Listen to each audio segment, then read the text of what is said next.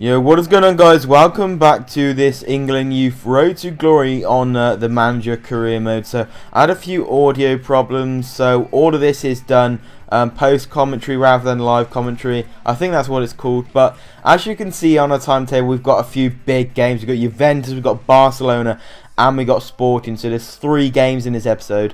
And we're going to be starting off against Juventus. This is their lineup, so I actually felt very, very confident. As you can see, a lot of their best players were on the bench. We've got Tevez, Giovinco, Marquisio, Pirlo, Chiellini, Buffon, etc. They were all sitting on the bench, so I thought I could take full advantage and get a win out of it. But it's Juventus that start off with an opportunity. Very good, nice play, but the shot was straight at our keeper. We try and switch play, but we really can't get anywhere. It was very, very tough the first half.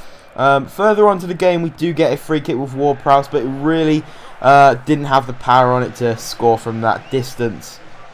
We push on through with Barkley, a nice bit of passing play. Get it to Ward-Prowse. Berahino accelerates the ball, and he actually gets tripped up because he ran so fast, and the defender's foot got in the way, and we managed to win a penalty. And this is already into the 45th minute. It's a bit of an AIDS goal, but we managed to get a penalty out of it.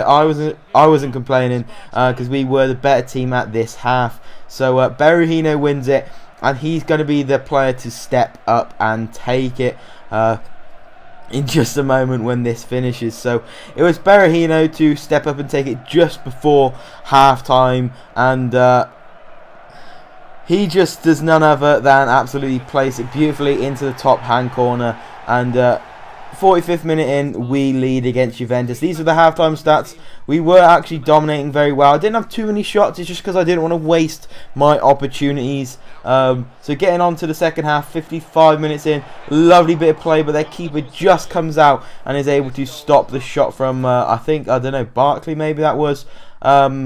Further on into the game, we do make a substitution for Harry Kane to go for Berahino, and then I think it's Ward-Prowse for Chalobah. And further on, I think we might sub Redmond on for Chamberlain in like 10 minutes or so. But back into the game. Again, good bit of passing, lovely turn. Harry Kane's just come on, and he nearly could have scored, but he really didn't have the power on that. Next, Sterling is absolutely blistering through the team. Runs through everyone, gets in front of goal, but really didn't have the final product just to finish the ball. Then into the 85th minute, we get Redmond in some space, accelerating down, but he can't get in front of goal, so cuts back, plays on to Kane, back to Chalobah, back to Barkley, and a beautiful finesse into the top hand corner. So nearly 87 minutes in, we're winning 2-0 against Juventus. And right now, look at that. I thought I was in an excellent position, but it looks like left-footed players slide tackle with their body at a different direction. I was hoping that he'd actually curve his body the other way and get in front of the ball and take the ball, because it is a great position. But he puts his back to the ball, slides in, and clips Vidal's leg for Juventus, and we concede a penalty in the 90th minute, which isn't the greatest. So it's going to be Vidal that actually steps up to take this just before the final whistle, and you can just see what he does in just a second. As you can see, he hit the post, and it looked close that we were going to save that, but he hit the post and we cleared it, and that was actually game over. So a young player for us, Patrick Roberts, only 17-year-old, and he's 66 rated, gets a loan offer. So I loan him out because obviously he's young. He's not going to get much playtime or any playtime at all. And we sort our team out for the next game against Barcelona. So Ward-Prowse went off for Chalobah because a bit of defensive mind in there, because obviously so much attacking force from Barcelona is going to be quite a big threat. And this time Harry Kane starts over Berahino as the first team striker. And I think that's just how the team stays. We might sort about a few more people. Yep, okay. Redmond did come on for Chamberlain, and as you can see into the game, Barcelona actually signed Ibrahimovic, and they have a ton of great players on the bench, which worried me because their first team was also very good, and they had so many options from the bench. They also had Calvin that they signed from Porto. I think he's still out now, but let's just jump into the highlights. Right at the start, we kept tackling them, and he just kept bouncing to them, and it was a bit of an AIDS goal from Ibra, but he's not going to miss from there, and I kind of accepted the goal because the first goal we scored against Juventus last game was a bit of kind of AIDS, but we put this behind us. We try and get a goal. We push really, really hard, but it didn't really go our way too much. We get in a great position with a finesse shot with Barkley again, but he really couldn't replicate that really nice top corner shot. Further on in, Barcelona really, really powering, pushing up with a lot of pressure, and it was a good save from Butler. Now look at this. Lays Rakitic our first time. And what a cracking shot that was. I'll accept to concede that. It was a great, great set-piece goal. A great shot from Rakitic. It was literally perfectly placed into the top corner. And you could already see this happening. We're getting dominated. We're up against arguably the best team in the league. So it was always going to happen. We're always going to lose against a better team. But again, we keep pushing on and we try and get a goal. We get in the positions, but we just can't finish. And it was kind of getting on my nerves. And then this happened. The game switched my player, and then I ended up sliding Xavi in the back. And on top of that, Callum Chambers got a red card. So if you thought the game couldn't get any worse, I was so confident I could get back into it. And this was pretty much the icing on the cake.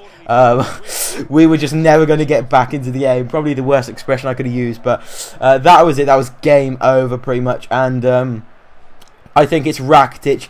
Yeah, it's Rakitic that steps up to take the penalty, and he's not really going to miss from here, and buries it down the right-hand side of the goal. Butland gone the wrong way, and now we're down 3-0 against Barcelona. But Hughes, our centre mid, actually pushes up now. Tries to pace it through the team, does a good bit of footwork, gets through everyone except one player, gets intercepted and wins the ball back. And look at this, Gerard Piqué just subbed on, has all that pace and intercepts me there, just stabs me in the back pretty much. And then finally in 89th minute, we get through one-on-one with Chamberlain, and we just can't finish. 2 shots on target. It says that's a bit of an AIDS because we blatantly had more than 2 shots, but that's how the match ended. It didn't go our way, and we have to deal with an injury of Harry Kane for 3 weeks, and obviously that Callum Chambers suspension, the 1 match banned.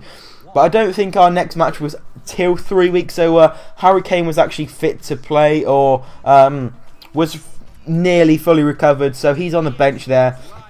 And we're going into the 3rd game of the episode. Hopefully it's not too repetitive, just repeating match after match. But we go up against Sporting, arguably one of the lowest rated teams and the worst teams in the league, but are very, very good. They start off with a chance, but it really wasn't the best. And if we do exactly the same and don't make the most of our opportunity and just put it along the floor, as you can see, we're just taking not the greatest opportunities, because this match was horrible, so difficult to play. They pretty much parked the bus and I hardly got any opportunities. Their defence line was so far back, and as you can see, half time in, it's 0-0. It's our game to win, but Sporting parked the bus and really couldn't do anything. We're getting a few good opportunities, but again, it just doesn't seem to be our game. Further on, they get a free kick, but it's straight at the keeper. Not much happening. It's a very, very boring game until this in the 80th minute. Chalobah pacing it, using his strength, gets down the wing and absolutely plays a beautiful ball right across the back post. And what happens there? It actually went out for a corner, so it wasn't too bad. And then that happened in the 90th minute. There's no penalty given, and that was full time. The match ended 0-0. It's pretty disappointing, but it wasn't worse. And as you can see, out of 20 positions, we're sitting in 14th, which really isn't the greatest. But out of 4 games, getting one win, 2 draws, and 1 loss, it obviously isn't the worst, especially some of the teams we've played. And obviously the aim of this wasn't to win, it was just to get better and better, and I'm sure we can progress up the table. But as you can see right now, we've got Bayern Munich first, PSG, Barcelona, Dortmund, surprisingly, Manchester City, Real Madrid, so on. And the bottom 3 are 3 Premier League sides, being Liverpool, Manchester United and Arsenal, with just 1 point each. And before we end this video, we're going to look at the squad report. We've got Jack Butland, who's already gone up a few ratings, 1 rating, excuse me, and a few stats. Bryram's gone up a few mental stats, not much, exactly the same with Dye. We've got John Stones slowly working up a few stats of his technical and mental, I think. We got a few other players like Will Hughes and Luke Shaw. Nothing for James Ward-Prowse.